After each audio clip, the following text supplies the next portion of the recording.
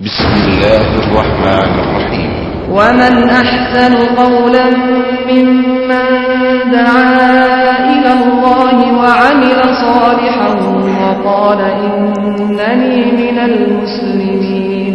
بسم الله الرحمن الرحيم. ومن أحسن قولا ممن دعا إلى الله وعمل صالحا. ونصلي ونسلم على خير البرية ورسله وعلى آله وصحبه ومن تبعهم بالخير. أما بعد فأعوذ بالله من الشيطان الرجيم.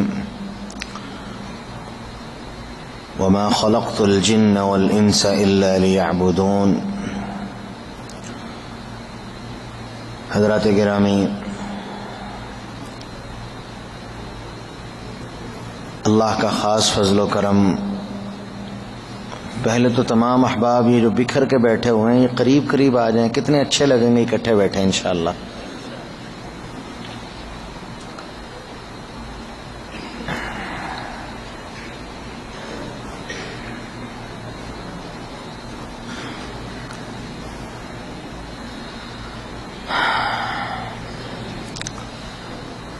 اللہ سبحانہ و تعالی کا بڑا ہی خاص فضل اور احسان ہے، اور یہ ہر اس شخص کے لیے ہے جو توحید پہ ہے، توحید والا ہے اور توحید پہ زندگی گزار رہا ہے.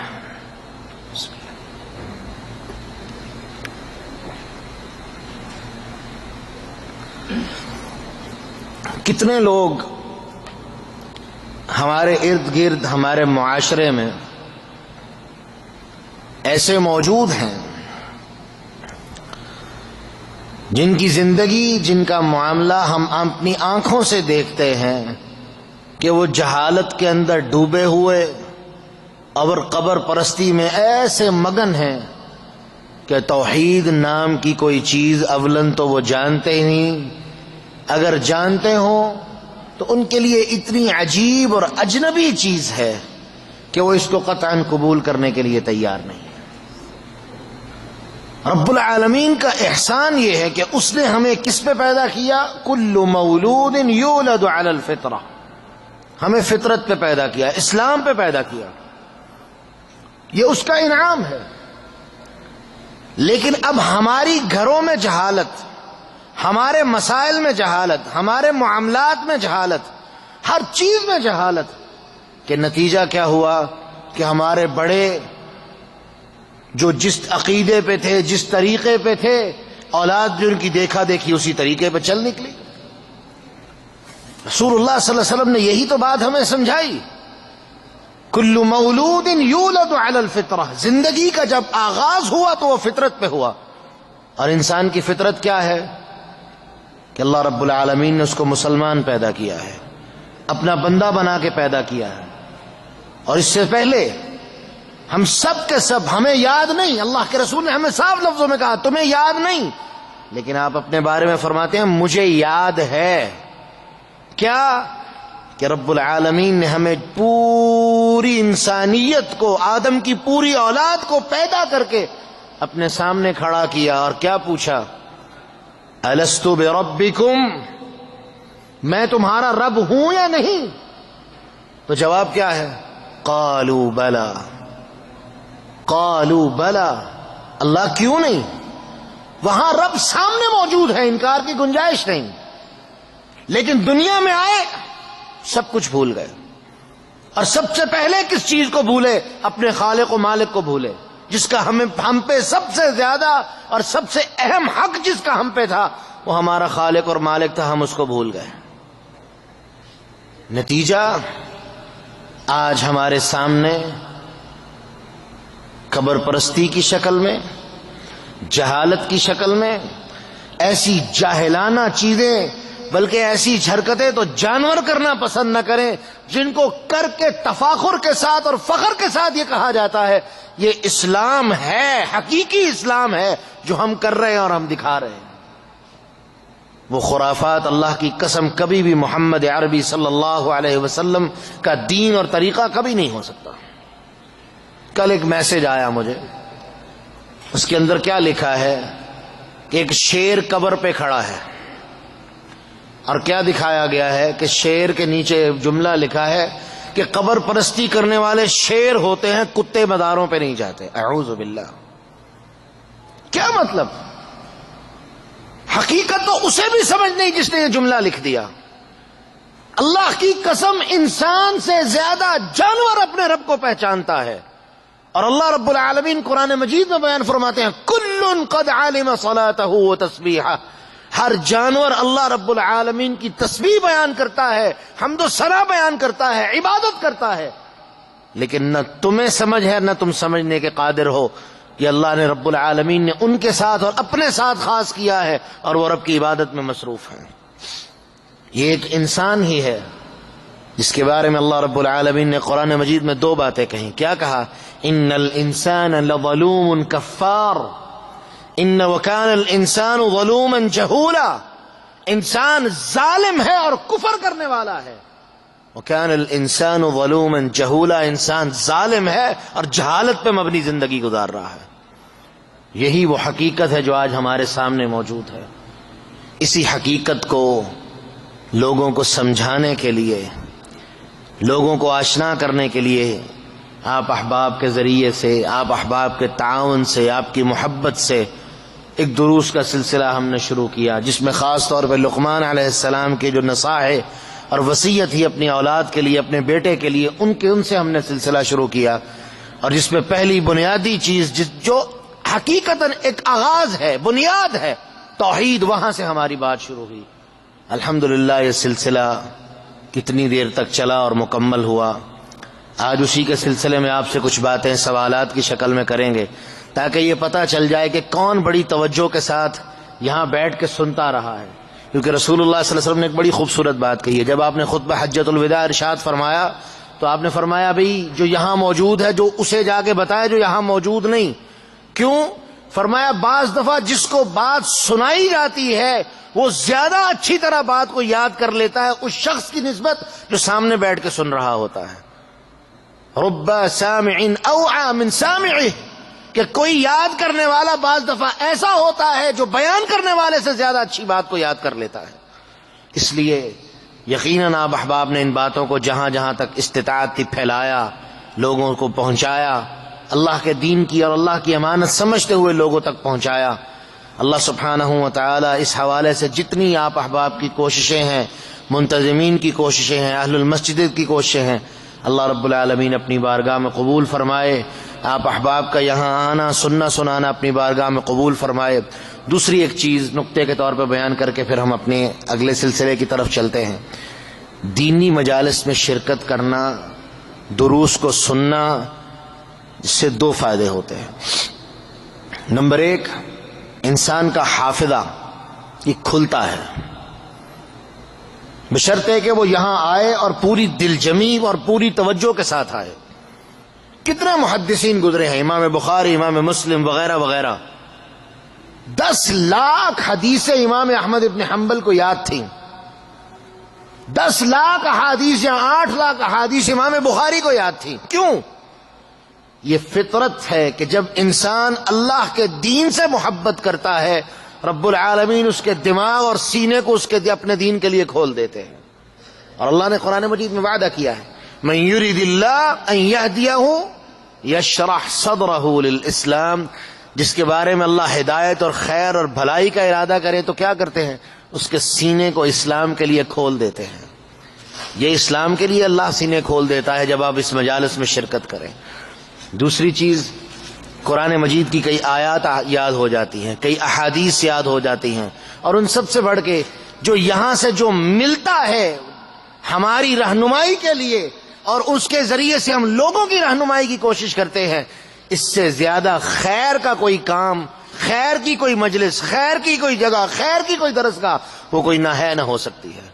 اس لیے ایسی مجالس میں شرکت کیا کریں تاکہ اللہ ہمارے سینوں کو اپنے دین کے لیے کھول دے، اپنے دین کی سمجھ کے لیے کھول دے، اور اس کے ساتھ ساتھ احادیث، قرآن کی آیتیں، مسائل، اس طرح سے چیزیں رب العالمین ہمارے دماغ میں اور ہمارے سینے میں محفوظ کرتا رہے تاکہ ہم لوگوں کو بیان کریں، جہاں جہاں جائیں لوگوں کے سامنے بیان کریں اللہ رب العالمین کی دی ہوئی اس امانت کو، جس کے بارے میں اللہ کے رسول نے فرمایا بلغوا عنی ولو آیہ، یہ امانت تمہارے پاس ایک آیت کی شکل میں کیوں نہیں، آگے اس کو منتقل کرو، جب ہمیں یاد ہوگی تو ہم منتقل کریں گے۔ تو اللہ سے دعا ہے اللہ ہمارا یہاں آنا، سننا، سنانا اپنی بارگاہ میں قبول فرمائے، اور اس سارے سلسلے کو، سارے معاونین جنہوں نے اس سارے کام کے لیے کوشش کی، اللہ ان کو جزائے خیر عطا فرمائے۔ اللہم بارک لہم وبارک لکم فی کلکم، اللہم اجمعنا فی فردوس الاعلی کما جمعتنا فی هذه المقام المبارک، آمین یا رب العالمین۔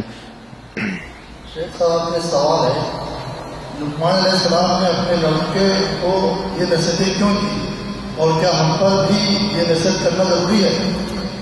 بسم اللہ الرحمن الرحیم۔ دیکھیں اب سب کو یہ بات یاد ہوگی کہ میں نے جا بجا اپنے یہ سورہ لقمان کی تفسیر کے دروس کے اندر یہ بات کہی تھی کہ جس طرح لقمان علیہ السلام نے اپنے بیٹے کی بھلائی اور خیر خواہی کے لیے انہیں یہ نصیحتیں کیں، اسی طرح ہم پہ بھی لازم ہے کہ ہم اپنی اولاد کو نصیحتیں کریں۔ کیوں؟ دو چیزیں ہیں۔ نمبر ایک، ہم جس نسل سے اور جس سلسلے سے یا جس خطے سے تعلق رکھتے ہیں اس کی بنیاد جہالت پہ ہے۔ ہندوازم، ہمارے آباء و اجداد کس دوسری تیسری اسٹیپ میں کوئی نہ کوئی کافر تھا، ہندو تھا۔ یہ تو اللہ نے ہمارے قریب کے آباء و اجداد کو ہدایت دی اور اسلام کی طرف ہم لوگ آئے، تو ضروری ہے کہ اسلام کو مکمل سمجھا جائے، اور اس کے لیے کیا ضروری ہے کہ جو ہم جانتے ہیں اپنی اولاد تک منتقل کریں، کیونکہ اولاد کے لیے سب سے پہلی درسگاہ وہ ماں اور باپ ہوتا ہے۔ جو تربیت ماں اور باپ سے ہوگی وہ کہیں سے نہیں ہو سکتی۔ ایک چیز۔ دوسری چیز یہ ہے، جیسے آپ نے یہ سوال کیا کہ لقمان علیہ السلام نے یہ نصیحتیں کیوں کی، سب سے پہلے جو بنیادی نصیحت کی توحید کے حوالے سے، لا تشرک باللہ، اللہ کے ساتھ شرک کے حوالے سے، یہ سب سے پہلی اساس اور بنیاد ہے کہ ہم نے اپنی اولاد کو سب سے پہلے ہم نے از خود اور اس کے بعد اپنی اولاد کو اللہ رب العالمین کا تعارف کروانا ہے۔ دیکھیے رسول اللہ صلی اللہ علیہ وسلم نبوت سے پہلے کیا تھا؟ آپ اللہ کی عبادت میں مصروف رہتے تھے۔ عبادت کا طریقہ کار کیا تھا؟ کوئی وضاحت نہیں، نہ سیرت کی کتابوں میں نہ ویسے۔ لیکن جس دن یہ بات آئی، کون سی بات؟ اقرا بسم ربک الذی خلق، سب سے پہلا جو تعارف ہوا وہ کس کا ہوا؟ وہ خالق و مالک کا ہوا جس نے پیدا کیا۔ اقرا بسم ربک الذی خلق، اس رب کے نام سے پڑھو جو کون ہے؟ تمہارا پیدا کرنے والا ہے۔ تو جب تک ہم اپنی اولاد کو نہیں بتائیں گے کہ ہمارا پیدا کرنے والا کون ہے، اپنی اولاد کو اقرا بسم ربک الذی خلق کی وحی کا انتقال نہیں کریں گے، تب تک صحیح معنوں میں نہ توحید کی سمجھ آ سکتی ہے نہ دین کی سمجھ آ سکتی ہے۔ یہی وجہ ہے کہ اللہ نے یہ پورے انبیاء علیہ السلام آئے، ان کی دعوت کیا تھی؟ لا الہ الا اللہ، فاعلم انہ لا الہ الا اللہ۔ سب سے پہلے اللہ رب العالمین نے اپنے رسول علیہ السلام کو کہا، سب سے پہلے توحید جب سمجھانے کی بات آئی تو کسے کہا کہ اے محمد صلی اللہ علیہ وسلم آپ جانیے سب سے پہلے اس چیز کو، فاعلم انہ لا الہ الا اللہ، آپ سب سے پہلے لا الہ الا اللہ کو سمجھیے اور جانیے، اللہ رب العالمین کی الوہیت اور ربوبیت کو تسلیم کیجیے۔ کیوں؟ کہ اس سے پہلے آپ بھی نہیں جانتے تھے۔ اللہ رب العالمین نے قرآن مجید میں کہا ہے وَعَلَّمَكَ مَا لَمْ تَكُنْ تَعْلَمْ، تیرے رب نے تجھے وہ سب سکھایا جو تو نہیں جانتا تھا۔ یعنی انسان کی اساس اور بنیاد وہ جہالت پہ ہے، اور اللہ رب العالمین اس جہالت کو ختم کرنے کے لیے اہل العلم انبیاء کی شکل میں بھیجتے ہیں، اور ان کی دعوت کی بنیاد اور اساس اور آغاز وہ کہاں سے ہوتا ہے؟ وہ ہمارے خالق کے تعارف سے ہوتا ہے جو ہمیں پیدا کرنے والا ہے، کائنات کو پیدا کرنے والا ہے، اور ہمارے لیے اس کائنات کے اندر نعمتوں کو پیدا کرنے والا ہے۔ اسی کے ذات سے تعارف کا آغاز ہوگا، اسی کے ذات سے ہی بات چلے گی۔ اس لیے سب سے پہلے توحید کی دعوت، اور جو ہم جانتے ہیں اپنی اولاد کو منتقل کریں گے تو بات ہوگی، وگرنہ یاد رکھیے کل قیامت کے دن آپ سے سوال ہوگا کہ تم نے اپنی اولاد کی تربیت کے اندر کتنی کوشش کی تھی، کون سی محنت اپنی اولاد کی تربیت کے لیے کی تھی۔ اگر اولاد جہالت پہ مبنی رہی، نہ سمجھ سکی، وہ اللہ رب العالمین کے ہاں دعویٰ کرے گی کہ اللہ ہمارے ماں باپ نے ہماری کوئی تربیت نہیں کی۔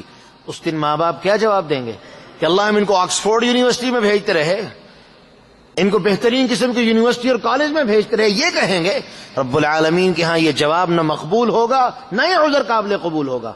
دعوت اور علم، یہ آپ کو یاد ہوگا اس سے پہلے ہم نے یہ بات کی تھی کہ علم حقیقت میں وہ کتاب اللہ اور سنت رسول علیہ السلام ہی اصل علم ہے، باقی تو سارے فنون ہیں، وہ تو مہارتیں ہیں، وہ تو طریقے ہیں جو ہم سیکھتے ہیں اور کرتے ہیں۔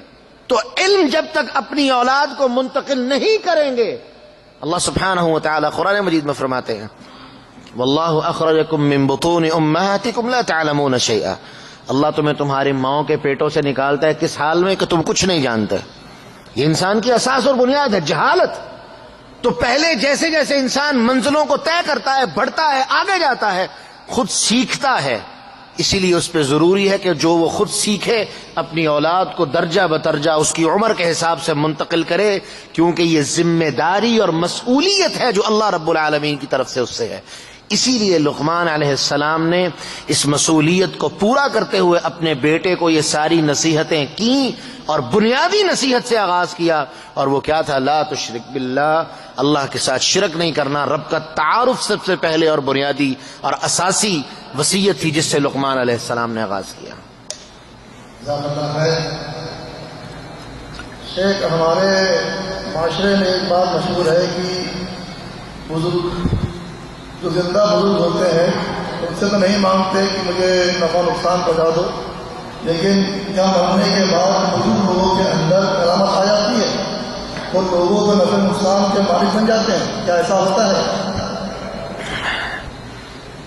نہ کوئی زندہ نہ کوئی مردہ، نہ زندہ نہ مردہ، کوئی انسان کسی کو نہ نفع دے سکتا ہے نہ نقصان دے سکتا ہے۔ اللہ سبحانہ و تعالی قرآن مجید میں اعلان فرماتے ہیں کس سے؟ اپنے رسول علیہ السلام کی زبان سے، کہ محمد صلی اللہ علیہ وسلم اعلان کر دیجئے قل لا املک لنفسی ضرعا ولا نفعا، میں اپنے آپ کے نفع اور نقصان کا مالک نہیں ہوں۔ اور یہ کون کہہ رہا ہے؟ رسول اللہ صلی اللہ علیہ وسلم، جن کے بارے میں کیا دعویٰ کیا جاتا ہے کہ آپ کیا تھے؟ مختار کل۔ مختار کل کسے کہتے ہیں؟ جس کے اختیار میں سب کچھ ہو، جو چاہے وہ کر دے۔ ہمارا عقیدہ کیا ہے کہ مختار کل صرف کون ہے؟ اللہ رب العالمین۔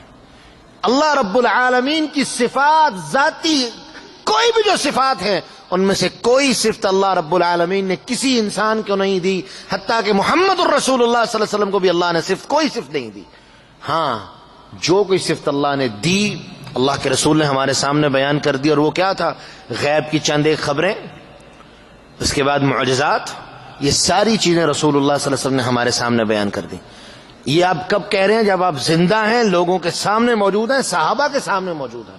ہاں، جو بندہ نیک ہے اس کی نیکی مسلم ہے، جیسے مثال کے طور پر رسول اللہ صلی اللہ علیہ وسلم کی ذات، صحابہ کے سامنے آپ کی ذات میں، نیکی میں، عمل میں، مقام میں، کسی چیز میں کوئی شک نہیں، تو آپ کا لوگوں کے لیے نفع اور نقصان کے مالک آپ تو اپنی جان کے لیے نہیں تھے، لیکن لوگوں کو آپ کی ذات کا کیا فائدہ تھا؟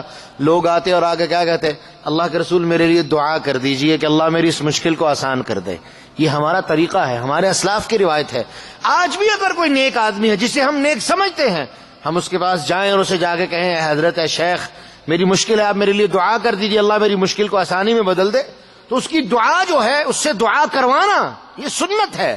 صحابہ کرام رضوان اللہ علیہم اجمعین کی خود اللہ کے رسول نے وصیت کی۔ ایک صحابی نے آئے، انہوں نے اپنی مشکل کی شکایت کی، تو آپ نے فرمایا بھی تو دعا کر کہ اے اللہ میرے لیے اللہ کے رسول جو تجھ سے مانگے اپنی رحمت سے، میرے حق میں رسول اللہ صلی اللہ علیہ وسلم کی دعا کو قبول کر لینا۔ یہ نہیں کہا کہ اللہ کے رسول جو مجھ سے جو میرے لیے تیری جناب سے مانگے، بس وہ اللہ کے رسول کو تو اختیار دے دے کہ اپنے پاس سے مجھے دے دیں۔ ایسی کوئی دعا نہ ہے نہ ہو سکتی ہے۔ کوئی کسی کے نفع اور نقصان کا زندہ مالک نہیں۔ جب وہ مردہ ہو گیا، قبر میں چلا گیا، سبحان اللہ، جب جنازہ پڑھاتے ہیں تو کبھی آج تک کسی نے رکوع اور سجدہ جنازہ میں کسی کو کرتے دیکھا؟ کوئی نہیں۔ جتنا مرضی بڑا عالم، علامہ، فہامہ کیوں نہ ہو، اس کا جنازہ کیا ہے؟ وہ سامنے کھڑا ہے، 4 تکبیرات، خلاص جا کے دفن کر دو۔ اب وہ منو مٹی کے نیچے چلا گیا، اور اب وہ کرامات سے بھر گیا ہے، اب اس کے اندر کرامات آ گئی ہیں، اور وہ کرامات کون لے کے آیا؟ شیطان لے کے آیا ہے۔ وہ کرامات کون لے کے آیا؟ شیطان لے کے آیا ہے۔ مولانا اسماعیل سلفی رحمہ اللہ نے ایک واقعہ بیان کیا لاہور میں ایک بہت بڑا بابا ہے جس کو داتا گنج بخش کہتے ہیں. یہ حضرت 12 ربیع الاول والے دن شیطان، یہ حقیقی واقعہ اور کتابوں میں لکھا پڑا موجود ہے، شیطان ان کی شکل میں راوی جو دریا ہے لاہور میں اس کے پل پہ آتا تھا اور لوگوں سے ملتا تھا اور لوگ کہتے تھے حضرت بابا جی آئے ہیں. مولانا اسماعیل سلفی نے اپنے کچھ لوگوں کو کہا کہ مجھے بھی لے کے چلو، میں بابا جی کو دیکھنا چاہتا ہوں. مولانا اسماعیل سلفی وہاں تشریف لے گئے. جب بابا جی تشریف لائے تو مولانا نے دیکھ کے کیا کہا؟ لا حول ولا قوت الا باللہ. بابا جی کون تھے؟ شیطان. کیونکہ رسول اللہ صلی اللہ علیہ وسلم کا فرمان ہے اور غلط نہیں ہو سکتا. آپ نے فرمایا شیطان صرف میری شکل اختیار نہیں کر سکتا، باقی وہ کسی کی شکل میں کسی کے پاس جا کے اس کو گمراہ کر سکتا ہے. حتیٰ کہ جنگ بدر کے اندر شیطان موجود تھا، ایک بابے کی شکل میں، بوڑھے بابے کی شکل میں، قبیلے کے سربراہ کی شکل میں موجود تھا اور مکے والوں کو بڑے مشورے دے رہا تھا. جب فرشتوں کا نزول ہوا وہ شیطان ہوائیں نکالتا بھاگا. مکے والے کہنے لگے تجھے کیا ہوا ہے؟ کہنے لگا جو میں دیکھ رہا ہوں تم نہیں دیکھ سکتے، اگر میں ایک لمحے کے لیے بھی یہاں ٹھہرا میری شامت آ جائے گی. مولانا اسماعیل سلفی نے لا حول ولا قوت الا باللہ پڑھنا شروع کیا. وہ اللہ والے تھے، وہ شیطان ابلیس اور خبیث تھا، وہ بھاگنا شروع ہوا. نتیجہ لوگوں نے مولانا کو پکڑنے کی کوشش کی، اللہ نے ان کو محفوظ فرمایا. گجرانوالا واپس آ گئے اور پھر انہوں نے بتایا کہ یہ شیطان تھا جو اپنی ایک صورت اور شکل اختیار کر کے تمہیں آگے گمراہ کر رہا تھا اور تم اس کی گمراہی کا شکار ہو چکے تھے. حقیقتاً یہ شیطان ہمیں ورغلاتا ہے. اور وہی بات جو کسی ایک شاعر نے کہی ہے، اور ہمارے محترم اخلاق صاحب نے ایک دفعہ نظم میں یہ بات کہی کہ وہ ہندوؤں نے اعتراض کیا اور ان کا اعتراض بجائے وہ کہتا ہے ہم بتوں کے سامنے جا کے جھکتے ہیں، تم قبر بناتے ہو، اس کے اوپر مزار، بڑا خوبصورت بلڈنگ بناتے ہو، جا کے اس کو سجدے کرنے شروع کر دیتے ہو، کیا فرق ہے؟ حقیقتاً یہی تو بت پرستی کی ایک جدید شکل بنا لی گئی ہے. قطعاً کوئی انسان زندہ یا مردہ، اللہ کی قسم کوئی کسی کو فائدہ نہیں دے سکتا. اور ہمارا عقیدہ کیا ہے جو عمر رضی اللہ عنہ کا تھا؟ حجر اسود کو چومنے سے پہلے کیا کہا کرتے تھے؟ واللہ، اللہ کی قسم میں جانتا ہوں، انک حجر لا تنفع ولا تضر، تو ایک پتھر ہے، نہ کسی کو فائدہ دے سکتا ہے نہ نقصان دے سکتا ہے، لیکن تیری عظمت کیا ہے کہ میں نے محمد الرسول اللہ کو تجھے چومتے دیکھا تھا اس لیے تجھے چوم رہا ہوں. یہ ہے عظمت. اگر اس کے علاوہ کوئی بات ہوتی کہ رسول اللہ صلی اللہ علیہ وسلم نہ چومتے، اللہ کے رسول کو لوگ چومتے نہ دیکھتے، اللہ کی قسم کوئی اہل التوحید اور اہل السنہ والجماعت میں سے کوئی شخص بھی اس کے قریب تک نہ جاتا. اس لیے مقام ابراہیم ایک پتھر ہے جس پہ اللہ رب العالمین نے نماز پڑھنے کا حکم دیا، لیکن اس کا یہ قطعاً مطلب نہیں اس کو جا کے چومنا شروع کر دیا جائے، اس کو چھوا جائے، مس کیا جائے. یہ ساری بدعات اور خرافات ہے جو شیطان نے ہمارے دماغ میں ڈال رکھی ہیں. اس لیے کوئی انسان وہ زندہ حالت میں ہے یا مردہ میں، کسی حالت میں وہ کسی انسان کے نفع اور نقصان کا مالک نہیں ہو سکتا. اور اللہ نے قرآن میں کہا ہے کل یصیبنا الا ما كتب اللہ لنا، ہمیں جو فائدہ پہنچے گا، نقصان پہنچے گا، خیر پہنچے گی، شر پہنچے گا، جو بھی ہے یہ اللہ رب العالمین کی طرف سے ہے. کسی انسان کا اس کے اندر کوئی عمل دخل نہیں ہو سکتا. جی نبی کریم صلی اللہ علیہ وسلم نے پکی قبر بنانے سے منع کیا ہے، جبکہ جتنے بزرگ ہمارے ملکوں میں ہیں سب کی قبریں پکی ہیں، ان پہ کبے بنے ہوئے ہیں. ایسا کیوں؟ کیا وہ بھی حدیث ہے معلوم ہے؟ دیکھیں بات پھر وہی ہے. شیطان نے جب بت پرستی کا آغاز ہوا اس کی جو تاریخ بیان کی جاتی ہے وہ کیا تھی کہ پہلی قومیں اپنے بڑوں کی خوبصورت تصویریں اپنے پاس رکھتے تھے. کس لیے؟ کہ ہم ان کو دیکھتے رہیں گے اور ہمیں خیر کا جذبہ ہمارے اندر آئے گا کہ یہ لوگ عابد تھے، اچھے تھے، ان کو دیکھ کے ہم بھی عبادت کی طرف آئیں گے. جب ایک نسل مری اگلی آئی، شیطان نے ان کے ذہن میں نئی چیزیں ڈالنا شروع کر دی. اور وہ کیا ڈالنا شروع کی؟ اور شیطان نے وہ چیزیں کیا ڈالنا شروع کی کہ حقیقت میں یہی سب کچھ تھے. پہلے تصویریں کس لیے رکھی گئیں؟ ان کو دیکھ کے عبرت پکڑنے کے لیے، خیر پکڑنے کے لیے کہ ہم ان کو دیکھ کے عبادت کریں گے. لیکن شیطان نے ایک نسل گزرنے کے بعد ان کے دماغوں میں لخبطہ ڈالا اور کس چیز کو شروع کروا دیا کہ حقیقت میں یہی نیک لوگ تھے، ان کا توسل اور وسیلہ پکڑو. ان کے توسل اور وسیلے سے جو بات شروع ہوئی وہ آخر میں کہاں آ کے ٹھہری کہ یہ بت ہی سب کچھ ہیں. اور جو بتوں کو سب کچھ نہیں مانتا تھا وہ کیا کہتا تھا کہ یہ وسیلہ ہے کس چیز پہ کہ اللہ ہماری ڈائریکٹ نہیں سنتا ہے، درمیان میں ان کو ڈالیں گے تو اللہ ہماری سنے گا۔ آج بت پرستی تو ختم ہو گئی۔ رسول اللہ صلی اللہ علیہ وسلم نے بیت اللہ کو اپنی لاٹھی مبارک سے 365 بت آپ نے اپنی لاٹھی مبارک سے بیت اللہ سے گرائے، بیت اللہ کو صاف کیا، اور کیسے کہا، ایک ایک بت گراتے اور کیا کہتے، جال حق وزہق الباطل، آج حق آ گیا اور باطل ذلیل اور رسوا ہو کے رہ گیا۔ ان الباطل کان زہوقا، اور باطل کے لیے لکھا ہی یہ ہے کہ وہ ذلیل اور رسوا ہو کے رہے گا۔ لیکن اس کے بعد کیا ہوا، زمانے گزرے اور پھر وہی کام شروع ہو گئے کہ یہ اولیاء اللہ تھے، نیک تھے، ان کے اعزاز میں اچھی قبر بنا دو، سبحان اللہ۔ اس کے بعد اگلا کام کیا ہوا، اگلی نسل آئی تو ان کو کیا پتا چلا کہ یہ بزرگ تھے، بڑے اچھے تھے، کرامتوں والے تھے، بس ان کی کرامات کے چکر میں بلڈنگیں بن گئی۔ یہ بت پرستی کی ہی ایک جدید شکل ہے جو شیطان نے ہمیں دے دی ہے، اور نتیجہ ہمارے سامنے موجود ہے۔ مشرکین مکہ کیا کرتے تھے، ابراہیم علیہ السلام کے زمانے میں مشرک کیا کرتے تھے، چڑھاوے چڑھاتے تھے، نظریں مانتے تھے، ان کے سامنے کھانے رکھتے تھے۔ مزاروں پہ کیا ہوتا ہے، لنگروں کی شکل میں کھانا تقسیم ہوتا ہے۔ پہلے بابا جی کے قبر کے نام پہ نیاز چڑھائی جاتی ہے، اس کے بعد کھانے تقسیم ہوتے ہیں، اس کے بعد طواف کیا جاتا ہے، منتیں مانگی جاتی ہے۔ اعوذ باللہ، مسند احمد کی روایت اس چیز کے لیے کافی۔ اللہ کے رسول فرماتے ہیں ایک شخص مکھی کی وجہ سے جنت میں چلا گیا اور ایک جہنم میں چلا گیا۔ صحیح البخاری کے اندر بھی یہ روایت ہے کہ بنی اسرائیل کے 2 شخص جا رہے تھے، ایک علاقے سے گزرے، وہاں رواج تھا کہ جو بت تھا اس کے نام کی نظر نیاز دینا ضروری تھی۔ قوم نے کہا جی نیاز دے، انہوں نے کہا معذرت، نیاز تو صرف اللہ کے لیے، جو دینا لینا ہے صرف اللہ کے نام پہ، کسی بت کے نام پہ ہم نہیں دیں گے۔ انہوں نے کہا بھی ہمارا تو طریقہ اگر نہیں دو گے قتل کر دیں گے۔ انہوں نے کہا کر دو۔ رفتہ رفتہ بات آتے آتے یہاں آ کے ختم ہوئی۔ انہوں نے کہا ایسا کرو، ایک مکھی مار کے ہی اس کے نام پہ چڑھا دو۔ ایک نے مکھی پکڑی، ماری، اس کے نام پہ چڑھائی، چلا گیا۔ فخلوا الطریق، انہوں نے اس کا رستہ کھول دیا، جاؤ۔ دوسرا، اس نے کہا نہ، مکھی بھی اللہ کی مخلوق ہے ایک، اور دوسرا غیر اللہ کے نام پہ مکھی تو کیا، میں مکھی کا پر بھی غیر اللہ کے نام پہ دینے کے لیے تیار نہیں۔ فقتلوا، انہوں نے اس کو کیا کیا، قتل کر دیا۔ اللہ کے رسول بیان فرماتے ہیں وہ شخص جس نے مکھی اللہ کے علاوہ کسی دوسرے کے لیے چڑھاوا چڑھائی تھی وہ جہنم میں چلا گیا، اور جس کو مکھی نہ چڑھانے کی وجہ سے قتل کیا گیا تھا وہ جنت میں چلا گیا۔ یہ ہے عظمت۔ لیکن ہمارے ہاں کیا چلا کہ کوئی بات نہیں، یہ بزرگ ہیں، ان سے منتیں مانگو، ان کو وسیلہ بناؤ، وسیلہ پکڑو۔ اعوذ باللہ، یہ ساری چیزیں پھر آہستہ آہستہ اور تبدیلی آئی تو کیا آئی کہ جناب بزرگ زندہ بھی بڑی کرامتوں والے ہوتے ہیں، زندہ بھی ان کے سامنے سجدوں میں پڑ جاؤ۔ کئی علماء جو اپنے آپ کو عالم ہونے کا دعویٰ کرواتے ہیں وہ یہ کام کروا رہے ہیں۔ کیوں؟ کہ انسان کی فطرت کو شیطان نے ہائی جیک کر لیا۔ فطرت کیا تھی؟ مسلمان تھا، شیطان نے ہائی جیک کر کے کیا سمجھایا کہ نہیں نہیں، یہ سارا کچھ کرنے والے تو یہی ہیں، بس ان کو پکڑ لو جو پکڑنا ہے، ان کے سامنے جا کے گر جاؤ جو گرنا ہے۔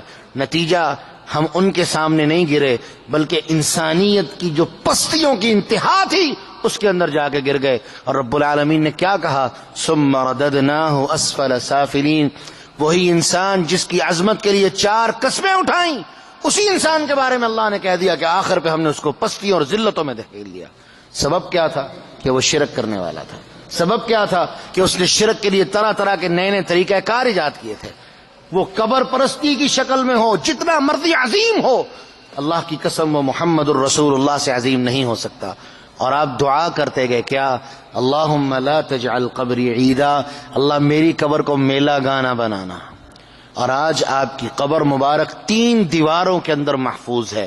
ایک وہ باہر کی دیوار جو ہم دیکھتے ہیں، اس کے بعد ایک اندر دیوار، اس کے بعد پھر وہ حجرہ مبارک جس میں آپ کی قبر ہے، پھر آپ کی قبر، کوئی تصور بھی باقی نہیں رہا۔ اللہ رب العالمین نے اپنے رسول علیہ السلام کی قبر کو محفوظ کر دیا اور قیامت تک کے لیے محفوظ کر دیا ہے۔ اور اگر قبر بنتی، قبروں پہ مزارات اور قبے بنانا جائز ہوتے تو اللہ کی قسم کائنات میں سب سے بڑا قبہ وہ محمد الرسول اللہ صلی اللہ علیہ وسلم کا ہوتا۔ ان قبوں کی کوئی حیثیت نہیں، حقیقت میں بت پرستی کا ہی دوسرا نام ہے۔ اللہ ہمیں سمجھنے کی توفیق عطا فرمائے۔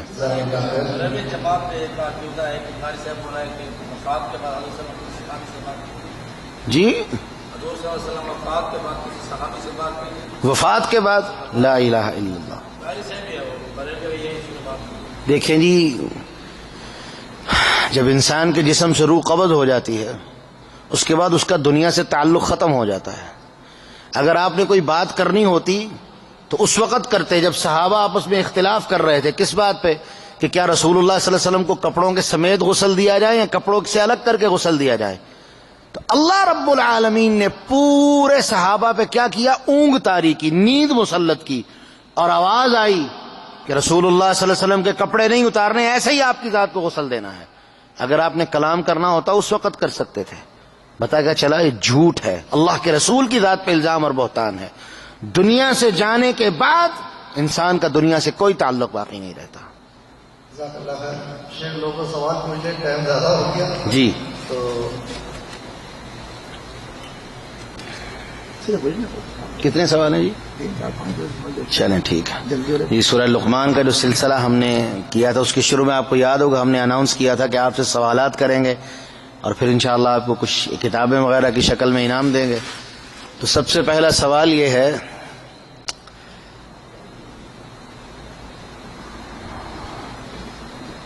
والدین کی اطاعت اللہ رب العالمین نے اپنی عبادت کے بعد دوسرے نمبر پہ سب سے اہم چیز جو قرار دی وہ والدین کی اطاعت قرار دی. لیکن ایک شرط تھی کہ اگر وہ یہ ایسا کام کہیں تو ان کی اطاعت جائز نہیں. اس کی ذرا تفصیل تھوڑی سی بتانی ہے کہ کس طرح وہ جائز نہیں ہے. چلیں آپ ہی بتائیں. بسم اللہ.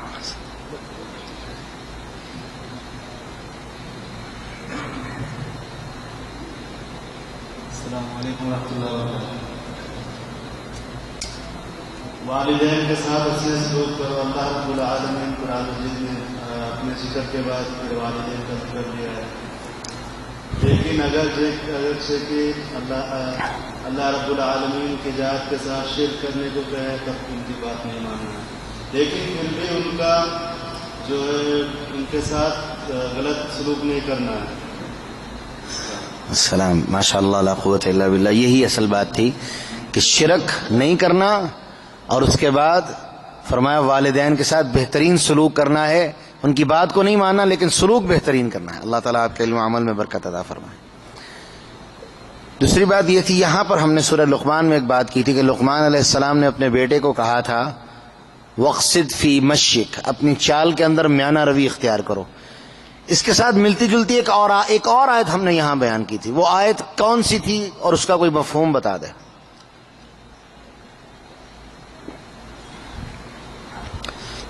اپنی چال میں میانہ روی اختیار کرو. تو اس کے ساتھ کی ایک ملتی جلتی آیت ہم نے یہاں بیان کی تھی تفسیر کے اندر. اس آیت کا کوئی مفہوم بیان کر دے. اس کے اندر صراحت تھی کہ زمین پہ کیسے نہیں چلنا. جی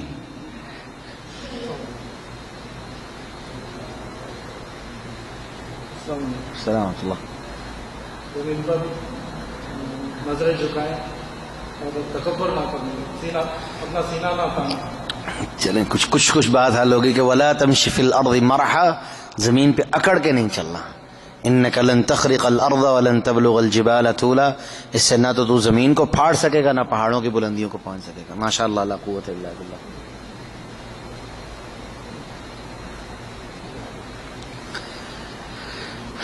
جی اگلا سوال.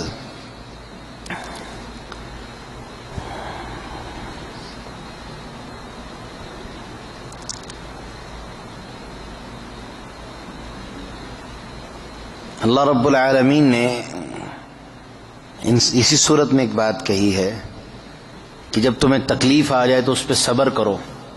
اور اس کے بعد جو اگلی بات اللہ رب العالمین نے کہی تھی وہ کیا تھی کہ صبر کے ساتھ ساتھ ایک کام اور کرنا ہے. اس کام پہ ہم نے پورا ایک درس دیا تھا. جی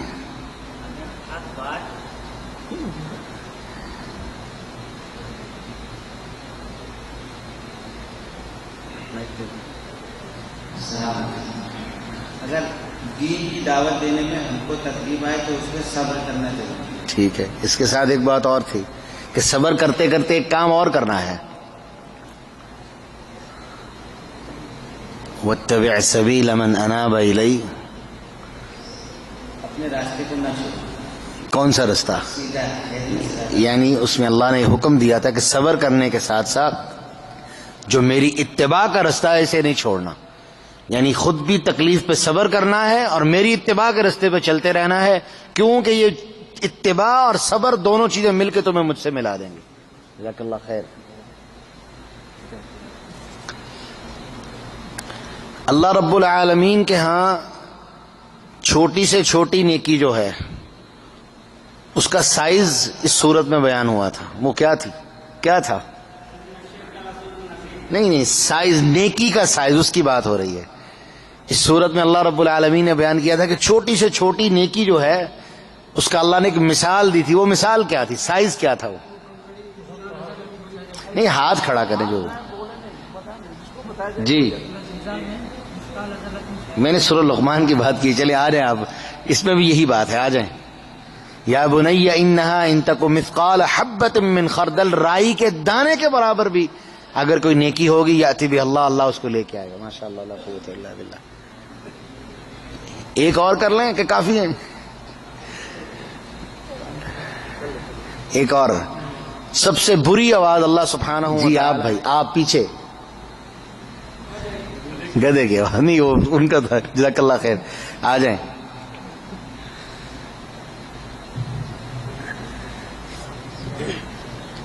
ماشاءاللہ، اللہ آپ کو برکت دے، آپ کے علم و عمل میں برکت فرمائے. اللہ تمام بھائیوں جنہوں نے جو سنایا اللہ اپنی بارگاہ میں قبول فرمائے اور ہم سب کو توحید پہ باقی رکھے اور ہمارا خاتمہ توحید کی حالت میں اور ایمان پہ فرمائے. وآخر دعوانا ان الحمد للہ رب العالمین.